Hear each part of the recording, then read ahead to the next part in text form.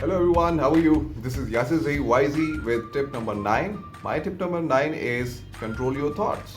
Thoughts can make or break you. When you live in a negative mindset, the mindset of fear, anxiety, and anger, you will be pretty miserable. You dwell in those thoughts, and eventually they will take over your life and your happiness. So, when you are in control of your thoughts and replace the negatives with positives, worries with hope, fear with determination, you will be fearless in the pursuit of your passion. By pushing yourself out of your comfort zone and overcoming the fear by facing them, you are indirectly training yourself to be in control of your thoughts. Remember, success begins at the end of your comfort zone. So come out of it, face your fears, and be successful. I'll see you again. Bye bye.